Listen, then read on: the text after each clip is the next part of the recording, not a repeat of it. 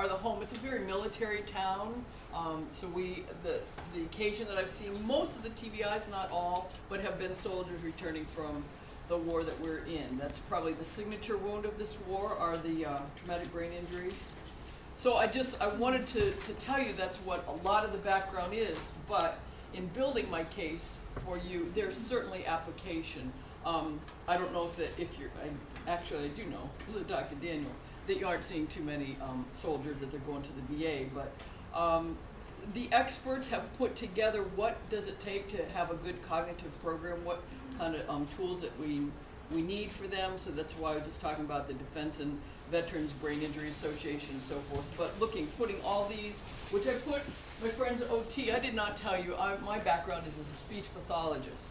I probably think the OTs are the most practical, functional, get it done, solve a problem therapists. They're my favorite therapists of all of them, so I put you guys at the top. But just looking at what does it take to build a good brain training program, put all these kind of experts together. The TBI nurses, neurology, research, speech path, obviously. But here, this is what I wanted to get to this slide. Despite the differences in combat and non-combat related TBI, this is from the Journal of International Neuropsych, there's no evidence really what it's saying of the difference between combat related and non-combat. So I think that we're talking all the same language is why I put this in here for you. So I want to talk about some of the results that we've gotten at LearningRx, and we're putting our soldiers or our car accident or people who've fallen off a ladder. We had a car accident guy that is in the handout. I'll talk to you about that in a few minutes. He was in a coma for 6 weeks. But just wanted to show you real rubber meets the road, some real actual results that we get. This person that I'm going to show you the next couple of slides about, his name was Chris.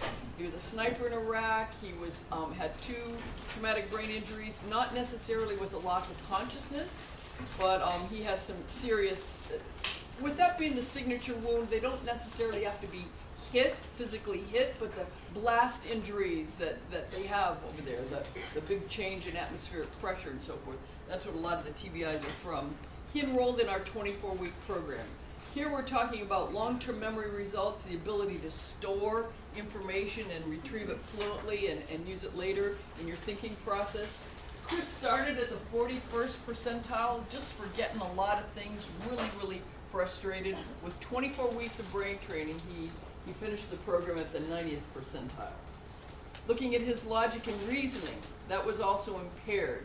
When he left the Army, he said maybe, he was not college material, he knew where his skills were, and he said maybe I'll go learn a trade, like he's thinking about being a welder. That's all he, work with his hands. College was absolutely out of the question for him. No, school is always hard, not interested at all.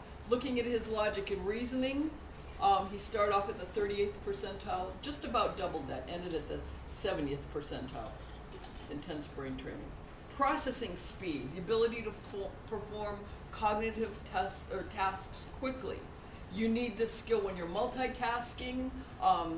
When I hear about test anxiety or the pressure to get something done, it's almost always processing speed. It also is very related to sustained attention. When I hear about an attention problem, it is most likely short-term memory is weak, proverbial in one ear and out the other. They forgot what you just told them, what you just showed them, what you just said. They've forgotten it. Short-term memory is really weak, and usually it's paired with weak processing speed. So, oh, I get it. Their light bulb turns on with a delay. If you've got that short-term memory deficit and a slower processing speed, life's going to be hard. You're confused, you're just really frustrated, which Chris was. He was distracted and frustrated with his inability to multitask. Again, look, he started at the 52nd percentile. I did not mention maybe in one of the earlier slides, 50 percentile is the age-normed average on the Woodcock-Johnson. So he was right about hanging at average at 52 percentile. He ended the program at 82 percentile. One of the things that we use to increase processing speed a lot at LearningRx is the metronome. We will start an exercise, say at 85 beats to a minute. Next time we'll increase it to 108, 120, 160. We can really get that brain firing faster and faster. Chris, I'm asked this question all the time, but do your results stick? I got this. I just got a new BlackBerry at Thanksgiving time last year, and I could finally read emails on my phone. I was finally getting modern. This is a letter that he wrote to me 2 years post the program. It's probably too hard for you to see way in the back, but dear ladies, ladies at LearningRx, how was your Thanksgiving? I was thinking what I had to be thankful for this year. And he talked about, I'm thankful for LearningRx. He is now in college, was finishing up his first semester. Lowest grade that he had was an 88 percentile in one of his classes. I'm going to change my degree to my degree. This is from a guy that wanted to be a welder, to computer programming, eventually industrial automation. I'm motivated to continue school, and I have you guys to thank for that. You know, that's why we do what we do. I'm sure that you see, in fact, while we were waiting to begin, we were looking at a little bulletin board out, and I know you see those same kind of letters, but I want to encourage you, this could be a way to make your jobs easier. If you've got somebody that you're working on activities of daily living, the order that you make a meal, the logic and reasoning that you need in making change and doing money skills and so forth, we could make your students, or your patients, we call them students, you call them patients, easier to work with by improving their brain. This, I'm going to show you this real short little video, and this is by an adult, the lady that will be featured here, mid-50s, was in a tremendous car accident, rear-ended in her little convertible. She started our program 7 years post her injury. She is a fighter. She said, no, I did not want to live with this new normal brain injury. I'm not going to adjust to this. I want to fix it. She's a real determined lady. So let me just show you this. Scientists told us that IQ could not change. What you were born with is what you have to live with. We don't have speakers. Rats. This isn't going to be real effective without some voice. Didn't even think about that. Let me just stop it. If we.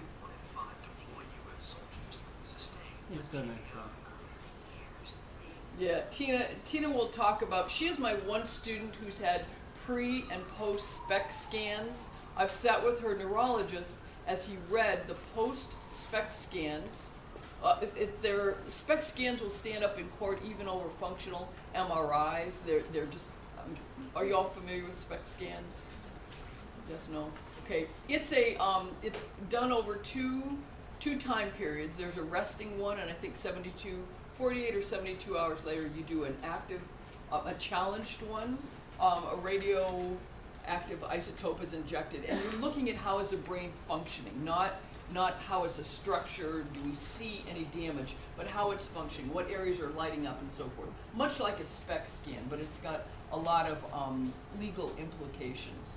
And her doctor is one of 2 expert witnesses across the country. He said, what have you been doing?